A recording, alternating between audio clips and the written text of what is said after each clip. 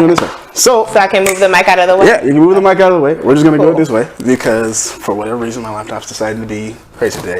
Okay. Welcome back to another episode of Beer Battered Thoughts. Once again, I have a guest today. I'm having some audio trouble with my laptop today. I don't know what's going on. So the audio for you guys listening on Spotify and all that other stuff, you're going to have to go to YouTube because I don't know what's going on. And I have a guest today. My lovely guest today is... Delo. Delo. Yes. Delo. DeLorean's my full name. People call me Delo. Lo. Yeah, Delo. Lo. Yeah. Delo, are you a beer drinker? No. I am a drinker. A drinker, for sure. Drinker for sure. For sure. I like cognac. I like mixed drinks, Cosmos, martinis. Beer, not so much, but... Not so much on the beer. But we gonna see what this is hitting for today. What's your thing about the beer? Why don't you like the beer? I like my shit straight up. Yeah. You know, I don't like this watered down. Watered down? I don't like it. Look, watered give me down. a couple shots of cognac, a couple shots of Henny. Douce. Okay. We're good. But I don't like nothing that takes away from the punch. So. Okay. I can understand that. Okay. So cognac is usually a drink. What do you have, like a particular brand that you like? Hennessy and Douce. Hennessy and Douce. That's what me and my ladies keep. Is there a specific reason why do you like those brands? It's smooth, but it still packs a punch. You know, I don't like the overly sweet drinks where it's Kool-Aid and you get a little hint of liquor. Like, I like to fill my punch, you know what I'm saying? So it's just smooth. And I don't have a hangover the next day, so I like it. All right, I feel you on that. For those of you guys listening, thank you for tuning into my YouTube. I don't know, you guys on the Spotify, you Google, I don't know what's gonna happen. Before you were watching this, are you watching me with a shirt with my face on it? Yes. Do I feel like a douche wearing it? I do not. Good, because you got to promote. I got to promote myself. If you're not your biggest fan, who's going to be? Well, exactly. I don't know what it's going to do. Exactly. So with that, we are drinking a beer today. It is called New Terrain Brewing Company Sunrift. Their Sunrift Belgian wheat. I'll leave this here. I'll focus in on it later. You guys will live without it, but you guys know what it is. We drink a different beer every time. With a different guest. It's always pretty fun. And it's going to be interesting to see how you react. So I want you to be honest. I've been drinking already. Drinking. Oh, so you've got a head start. I'm already ahead of you. I have been working out, so I have not had a chance to do any of this yet. So without further ado, let's go ahead and crack these open. Let's do it.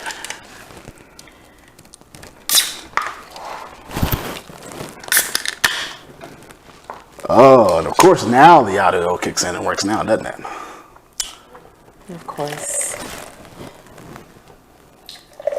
Yeah, so you want to tilt it a little bit. Yeah, there you go. See, I don't drink beer. I'm telling you. See, I'm pouring this like it's cognac. I should have said that. This is cool though for me. Cool. I won't drink the whole thing because. Yeah, that's okay. So now you can actually move your mic back now because now it's working for whatever reason. Yeah, right there. Just turn it towards you just a little bit. Like this way? Yeah, nope. Just a little bit towards you. So like bring it back this way. You're gonna slide over. You know, some technical difficulties there.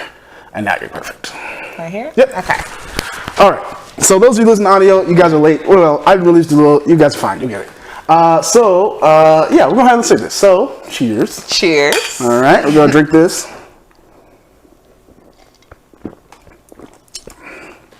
Nice and smooth. Very smooth. What we're drinking. Very smooth. So, first thoughts. Your first immediate thoughts. Again, this is not fair coming from someone who really doesn't drink beer, but I'm going to give you my opinion just based on what I've done. I feel like some beer is really tart, and then others is just super duper sweet. This is a really good mix. This is a good middle. If I was a beer drinker, this would probably be something that I would like. Yeah, so the citrus and spice. So if you guys listen to audio, we are drinking the New Terrain Brewing's Sunrift Belgian style wheat beer. Wheat beer. It's okay. It's okay. Not a beer drinker, but it's fine. So is it a hit? Like, okay, you would. Okay, so let's go through our classifications. Let's go through that. But again, to preface this, I'm not a beer drinker, so it's hard to impress me with like beer. So yeah, I have some things that I think would impress you, but I'm kind of like, we already drank some of those. Okay. So I'm like, you know, so there are some things that are mixed with like whiskey and bourbon and cognac. Okay. There are some something I probably like that. Yeah, you probably would like those. I've been drinking those for like the last 3 or 4 days, so I'm kind of like, it's my birthday was a couple days ago, so I've been. Happy belated. What's your birthday? My birthday is April 14th. Yeah, 14th. You're Aries. I am Aries. Look, cheers. Yeah, cheers. I'm an old man now. It's cool. How old are you now? I am too old. No, Tell the people how old I am 34. I am 34. 34. And for you judging me, yes, I am not married. Yes, I spend a lot of time drinking beer. Yes, as you can see, I'm a huge nerd. And yes, I do spend a lot of time beating people up with medieval swords and weapons. That's just what I do. Okay, but here's the better question for you. Yeah. Cyrus, are you happy? You're 34, you're not married. Are you happy? I am beyond happy. Good, that's what matters. I am beyond happy. And people who listen to this podcast know I am beyond happy. I am beyond happy. Not everybody's happiness is, tied into like the specific, you got married, you got kids, you're making all this money. People think those are the major milestones. Those are the major milestones. Happiness and success, but But with that so-called, very similar for you, right? You have a different passion, right? You are a dancer, like you like to dance. So I like to clarify the types of dance. So there's only different things. So because I had some people on here. So clarify to the people what type of dance. And you have to, because every time I meet someone new and I'm like, oh, I'm a dancer. They're like, oh, you strip? Where you strip at? What club you strip at? Yeah. No, I'm a trained dancer. I'm a choreographer. I train in different styles from hip hop to heels, ballet, contemporary, jazz, and I mainly choreograph heels, which is like the sultry type of smooth R&B, sexy, and then your hip hop. And it's a lot of work. It's a lot of work. It's a lot more than just being pretty and being in your heels and strutting. Like, there's a lot of technique that goes into it. So that's my main passion. That's what I spend a lot of my free time doing. Sweet. So, you're a choreographer, like you said. Is there a particular style that you preference? Because I've seen your videos. But people who don't know you. So right now, I think it's been mainly heels, even though I feel like I come from more of a hip hop background. Okay. And I think the reason why I love teaching and choreographing heels is because I'm about to be 29 in about 3 weeks. My birthday is in May. Okay, happy birthday. And I feel like we're at this age, you get into a place where you're unapologetically like okay with your sexiness. Okay. So a lot of women will come to my class and it's like, you just get a chance to be free and be sexy, and you wear your sexy outfit, you have your heels, and we're dancing to something sexy, and it just makes you feel empowered. And you don't always, as a woman, you don't always get to be so expressive. So I think that's probably the style that I've gravitated towards most recently. Okay. And then, of course, hip hop, because it's just a lot of energy and it's always fun. Okay. So for the people who, a lot of different people listen to my podcast, and we'll get to that in a second. You said the word heels, and I don't think a lot of people know what that is. I barely know what it is, but it's only because I've seen like the videos and I kind of sort of understand it. But explain to people what is heels. So high heels, your shoes, in hip hop, you're typically wearing sneakers or flats. Contemporary, you're typically wearing like your ballet shoes or your barefoot. Heels is typically choreography where you're wearing high-heeled shoes, and the theme is sexy. It's sultry. You're typically dancing to a song that's slow and typically with the undertone of like romance and sex and different things like that. I wouldn't say that it's lusty or slutty, but that's definitely no, that's not the theme, but it's definitely a sexual type of undertone. Yeah. What I will say is that the dudes, the men who are dancing that style, some of them dance better than women, dude. They just, they go off. Heels. I'm like, bro, man, you got people who do backflips and heels, who will do handstands and the splits, and it's just like the athleticism behind it. And that's why I hate when we're compared to like stripping, and no disrespect to like strippers and nothing like that, because get your money how you get it. Yeah. But this is a craft. Like, people train in this. in order to like do the spins in the hills and to do all of this athletic type shit, like you really got to know how to use your muscles. Okay. You know what I mean? It's an art. Yeah. It really is. Okay. So before we go too far deep into it, we've been sipping on this a little bit. Yeah. You've been take a couple sips. We're gonna run you through my classification system of how I classify the beers, and you decide at the end where it ranks for you. Okay. So is this I kind of feel like I already know what you're gonna say, but is this a turn-up beer, right? Do you think this beer is one of those friends you're really like, you're pre-gaming it, or you're getting ready to go out, or you're even at that point where you're popping bottles, you're doing things, celebrating with your friends? Do you think this is too? Is this like a rotational beer? You can slide this in on a Wednesday or a Thursday, you know, in your midweek beer, you know, or your evening, you know, I'm relaxing type beer, you know, your rotational. Do you think this is if that's all you got, you know, if that's all you got is like you're at somebody's house, you're at a bar, you're at something like that, and you're saying, somebody offers to you, and it's like, if that's all you got. Or is this like nah, I'm good, I'll just take water. So where do you think? You know what? Coming from someone, again, who does not drink beer, right? This is smooth. It's not too sweet. It's not too much of a punch. This could be a good rotational beer. Yeah. I think so too. I think this would go great on a nice cool summer day or a nice warm day. It's crisp, you know. This is a good rotational. I would if this is all you had, you know, then yeah. Okay. If you didn't, I'm saying comparing it to like if you didn't have like liquor, like Douce or Hennessy, and you was like, hey, this is what I got. I'm like, okay, pour me up some. Okay. What other beers have you tried? Other beers, or you just like the commercials? I've tried them, the main ones, you know, Budweiser, Dos Equis, all that core stuff. Okay, cool. But I'm not like a drinker of beers. No, I don't have like beers in my crib. I do actually for people, but okay, no, I have wine and liquor for me. Yeah, wine and liquor for you. I get it. No, it's okay. It's okay. But that's why I have the podcast. I wanted to introduce people to like the different things. You know, it's good. You might see this one day and be like, you know what? I'll try that. That might be nice for like a cool Wednesday, 89, 95 degree day. Yeah. Things like that. Yeah, I'm burping. It's okay. But with that being said, I heard you did say that you had just moved to the area, right? So you moved from Michigan. So actually, I'm born and raised in Michigan. I graduated from Michigan State in 2015, and then I moved to Phoenix, Arizona for about 5 years. And I recently came from Phoenix back in November to Dallas. So I guess I am technically still kind of new here. Okay. Yeah. So what made the decision for you to move here? It was very random. Like people always ask me that, like, why did you come here? It's a good place. Same reason why I went to Phoenix. It was completely random, just like, I'm really spontaneous, you know what I mean? I like to just do stuff. And my move to Phoenix was just kind of random. Just packed up and was like, I'm going to do something different and we'll see what happens.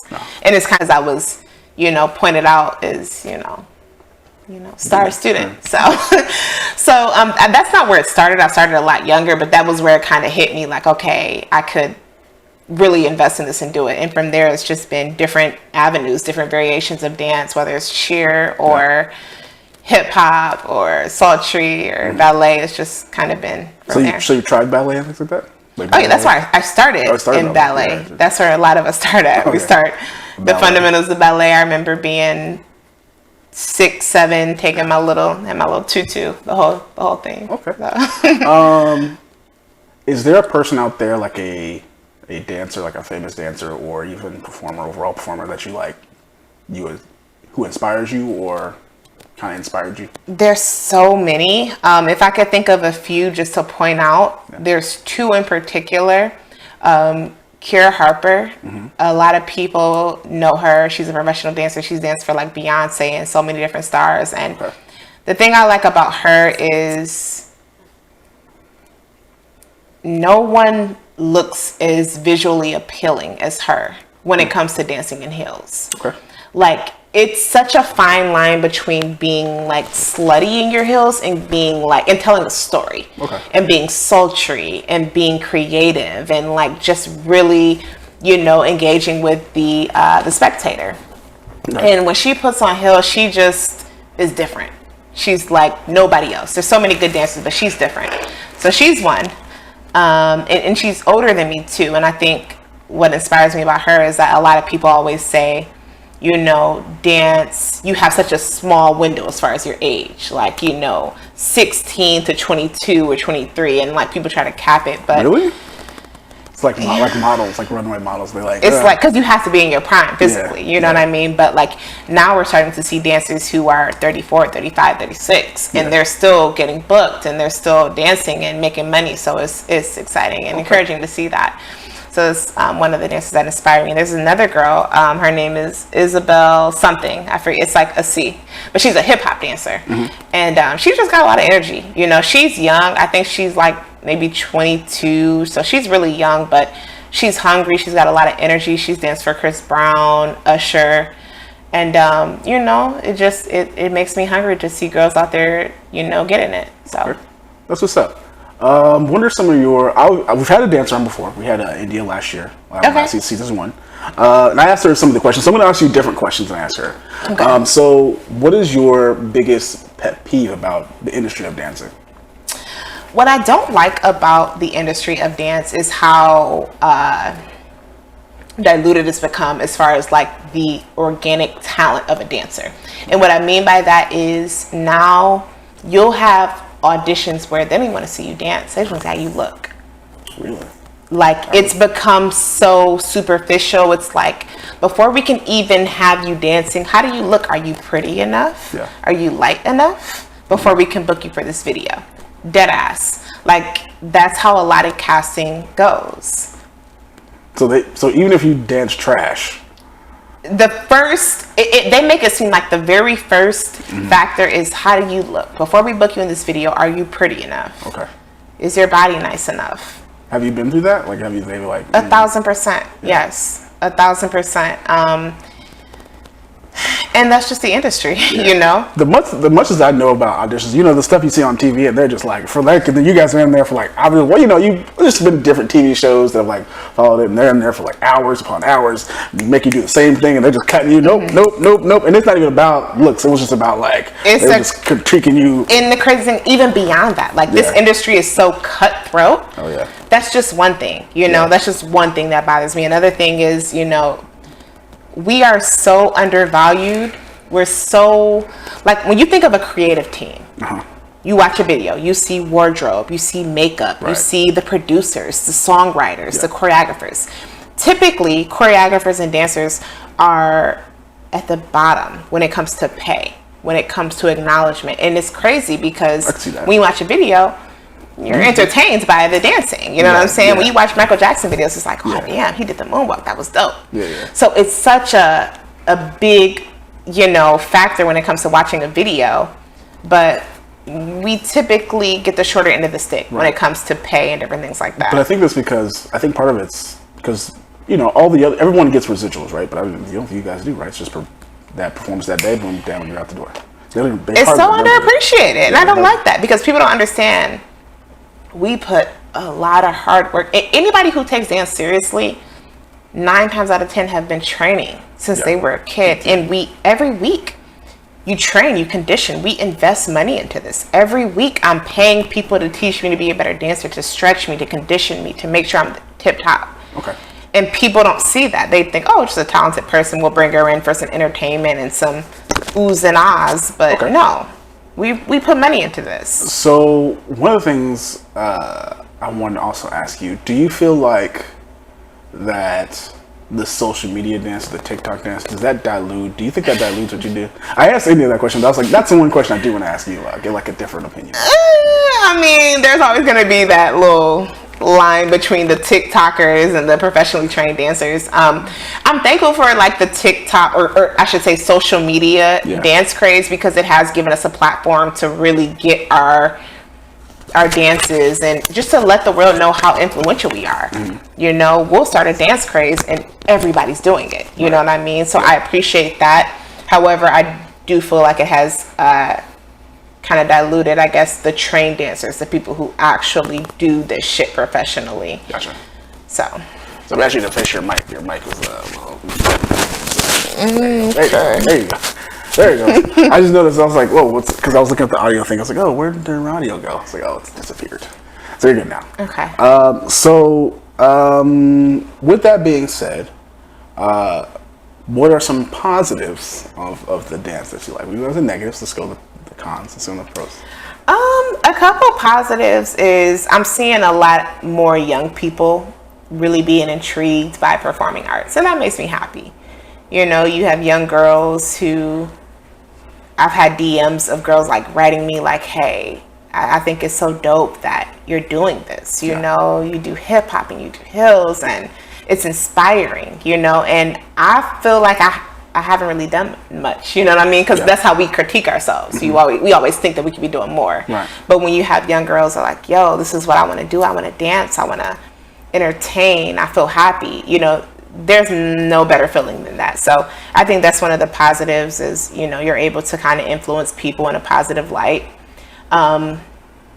And, you know, dance for me, obviously I get paid for it. I teach, I choreograph, I dance in gigs, but this has been such a therapy for me. Yeah. You know, like, that's good. It's times where I'm dancing in my living room and it helps get me through the day, you know? So, and I think a lot of dancers can relate to that. Just having it as like that escape or that creative outlet to kind of get you through life. So, cool. Yeah, it's very good. All right, cool.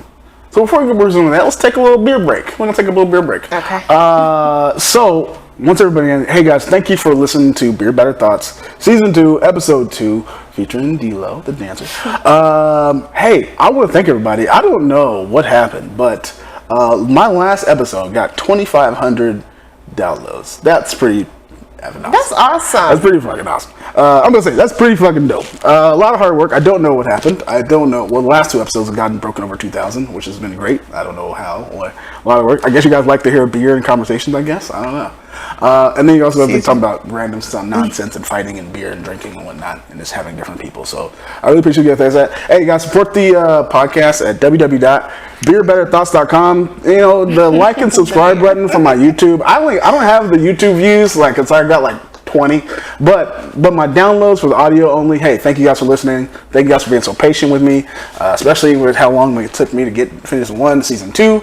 But with that being said, Delo, if you could imagine yourself as a beer of your life, a beer of your life. A beer? A beer of your life. Yeah, this is a beer podcast. It's a beer show. You're going to insult the people who drink beer. You can put anything you want. That includes hard liquor because you can mix. Because you can mix, like I said before. You can mix hard liquor into a beer, and it works just as fine. What would you put your beer in?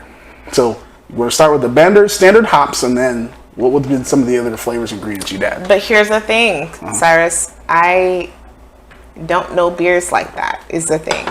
You can use any ingredient. If you can use any ingredient. If I can describe myself? You can describe yourself of like dance and all this stuff. Okay. No matter what the ingredient is, and we're just going to go from there. Give me any ingredient. I'm going to say...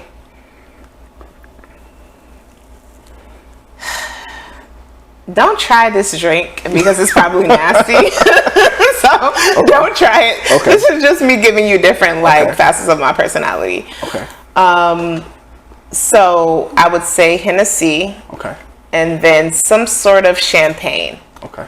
Something crisp and light. Okay. Hennessy because it's rough. It's a punch. Okay. You know, but then the champagne because it's classy, it's smooth. It's Okay. It's easy. It's soft. I see where you're going with this. Okay. And maybe top it with a little bit of what's like a good juice. Good juice? Yeah. Ooh. A good smooth juice. Something with like strawberries or something. Yeah, okay. Something like that. That's it. Okay. So you want a whiskey I forgot. This is it's more of a bourbon. It's like a bourbon, because Hennessy is kind of like a bourbon. So like a whiskey or bourbon aged beer. I feel like imagine having like a cognac martini, if that's a thing. Okay. Like a martini, but with cognac. Okay. With sugar around the rim. Okay, I can dig it. There's a couple of beers that I've actually had that are very similar to what you described. That's the vibe. There's one particular I think if you should ever see, you should try. It's called Guten Drag. It's like voodoo drop. So it's really high at ABVs. It's like I think their top line one is like 13.5%, but it is like tastes like cognac and has like a little bit of fruity flavor too. Okay. I think you would love that one. Okay. And then trust me, we had it on a previous podcast with some people. Everybody was pretty lit for several hours. We had bottles. We had the whole bottles. It comes in these big giant wine bottles. It's usually champagne bottles. It's really nice. I think you would like that. Okay. But let's go back into dance. We took a little beer break. So one thing I want to ask you about is that I noticed on your Instagram is that you kind of do these kind of choreographed kind of videos based on how do you choose or what's the planning that takes that goes into you doing these that's a great question. Choreographed dances that you guys do. But you guys should check out her Instagram. We can plug that. Please, LoveDelo at LoveDelo, LoveDelo. Please check me out. Do it. I think everybody has a different creative vision. For me, I hear a song and I start moving and I'm like, this is it. Yeah. I can dance to this. Like, doesn't matter what song. Like, the last class I taught, it was to Computer Love by Savin Rogers, which is like a song from like the 80s. So it can be really any type of song, any type of genre, as long as I'm feeling it and I'm listening to it, I'm like, ooh. Yeah. So I think for me as a choreographer, I'm also really into music. Like, I love all genres of music because anything that I can dance to that just catches me with the ticks and the beats and the melodies, that's where I'm like, okay, I can play with the accents of this. But that's my creative process. I know everybody's different, but I go off the song. Yeah. I play different songs. I'm always trying to find new music, and then the minute I hear something that makes me feel like I can dance to it, I'm ready to create. Okay. So after that, you do that. You just you figure out a choreography. You kind of get some people together and say, okay. Do you have like people who help you shoot it, like contacts, or like the regular people, or just kind of like? No, I do all the choreography, unless I'm obviously like collaborating with someone. But I think my process goes, I try to listen to the music. I try to make the choreography make sense. And I think what that means is like, if there's a song and they're talking about something sexual, I'm going to try to, make the moves make sense. So, they'll be more so sexual. And for example, the last piece I did, Computer Love, I ended it with like doing a little sign of like a computer, like a TV, so you want to try to add the synchronicities to it, I have a request. I'll put in a request. There's a song I'll send you later. It's by Tech 9. It's very dance. Please. I'm always open to that. I'm going to see you guys come up with that one. Because I like to do different stuff that, not everybody is working on. Not everybody is doing. I like to be innovative. He took the song from another song, which I know is very popular, and he kind of took that and then redid his own thing. It's very popular. I'll send it to you. Okay, yeah, let me know. And so with that, so also, do you ever get like like I'm sure you tag whoever the artist is, right, from those songs. Do you ever get any like feedback from them, like from as our, Does that happen?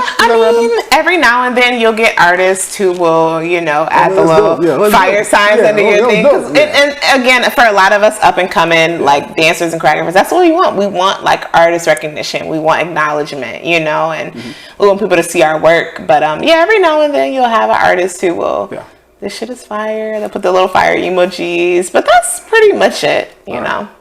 What is your advice to people who have two left feet? Kind of like me. That's right. I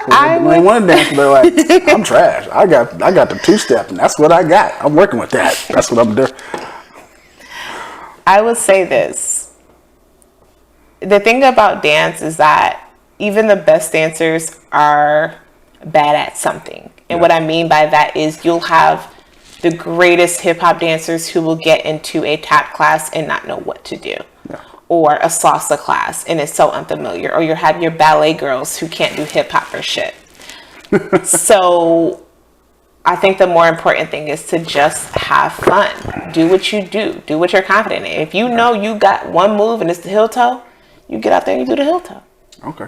If you can do the Harlem Shake and that's it, that's your go-to, and that's what you do. I need to bring that back. We need to, because it's a classic dance. Great song. If it's a learned, acquired skill. Anybody you see who's a great dancer did not pick this shit up overnight. I guarantee you. So you go out, you have fun, enjoy it, and if you're interested in it for real, you take classes. Okay, cool. Yeah. With that, we're coming to the end. All right. So we're gonna do 2 last things. Okay. We're gonna do the last sip, and then we're gonna do your beer better thought. Okay. So if you have your trusty handy dandy phone there, like you take out your Googles and Google up the beer prayer. And beer prayer? Yeah, beer prayer. We're gonna do that. Okay. Before that, we're gonna do your beer better thought. Before that, but once again, hey. When this airs, which is going to be next, we airs on Wednesday, so it'll be next Wednesday. You guys will be Wednesday. I don't know what day week that'll be, but it's a Wednesday. Hey, catch me on my Instagram, beerbetterthoughts.com. My website, beerbetterthoughts.com. Then follow me on Instagram at beerbetterthoughts. Also, check out Warlord Combat Academy on May 5th. I'm going to start promoting now. May 7th, correction, May 7th. That's my birthday. Oh, May 7th, real? Yes. Well, I wish I could go out and celebrate with you, but I can't, because I will be fighting in a professional fight against the Woodchuck Knight. Chuck Goodwin. Chuck Goodwin. He's a 5-year veteran of the sport, maybe 6-year veteran of the sport. I will be pro fighting him. Sword and Shield, 3 rounds, 3 2-minute rounds. I'm hoping I win. You guys should follow me on all the social medias and watch my fight results. Watch live on Warlord Combat Academy on Facebook. It will be streaming there, and I think it'll also be streaming on Twitch as well. Did you happen to locate? I found the beer prayer. But before we do that, the mic is hot. I'm going to turn it up. Turn up your mic, which is good now. Your mic is good to go. And you can say anything you want. It doesn't even have to be particular about dance. We call this your beer better thought. You can say whatever you want, and I'll let you say. Go. This is my beer better thought, right? Mm-hmm. Okay. Everybody listening, just be happy and be at peace. That's it. We get so caught up today in the future and the past and what so-and-so thinks and what so-and-so wants and how much money we should make. Life is short. So remember, in pursuit of everything that you want, try to be present. The next second, minute, hour is never promised. So try to be present and try to be happy and at peace. That's all I got to say. Very positive. Very positive. I'm going to keep it weird. My beer better thought today is going to be like... You're going to keep it weird? Yeah, I'm going to keep it weird. Do the blind dream? Yes. Or are they the purveyor of dreams? They dream. They absolutely dream. I just like to say. Because dreams come from our subconscious thoughts. Yes. And they also have, subconscious thoughts. So yes. But the reason I bring that up is because if you look up Greek mythology, the god of dreams was blind. He's a blind man. And he had children, and all his children were blind. It's different. So are the people today the children or the descendants of his children and of him? And they are purveyor of dreams. That's different. Be a better thought today, guys. Think about it. Think about it. So with that, hopefully you enjoyed the I did. Yeah. Anytime that there's liquor, I'm here for it. Even though this isn't my liquor of choice, I'm always down for it. I'll see what I can do. I'll maybe get like if you want to come back, we'll get the alcohol. Look, next time if you want to have like a Hennessy type of special, bourbon, just let me know. I'll be your bourbon special episode. guest. Yeah, okay, we'll do that. We'll think about it. We might change it up. People get asked about that. So with that, I will let you take over for the beer prayer. The beer prayer. Mm-hmm. Okay, it's a lot of what is this, like Game of Thrones type of old? What? Of course type not. of. Okay. It's our signature sign off because we're awesome. Our lager. What is that? Our lager beer. Mm-hmm. Which art in barrels. Oh, testify. Hallowed be thy drink. Mm-hmm. Thy will be drunk. Yes, I will be drunk. I will be drunk. At home as in the tavern. Yes, sir. Give us this day our foamy head. Oh, yes. And forgive us our spillages. Hey, it's okay. As we forgive those who spill against us. Hey, it's all right. And lead us not to incarceration. I ain't got time to go to jail. But deliver us from hangovers. I've got to work in the morning. No, that's real. Mm-hmm. I got to work in the morning. That's a good prayer. For thine is the beer, the bitter, and the lager, forever and ever. Barman. Barman, salud, salud. Salud.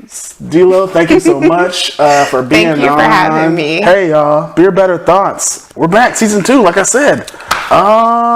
Shout out your Instagram. And one more time, Instagram. Follow Instagram, LoveDelo. That's LOVE.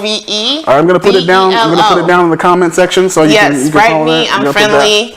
Ask me questions. Yeah, follow me. Like all the stuff. All right. Thank you, guys. Catch you later. Cyrus, I'm out of here. Bye.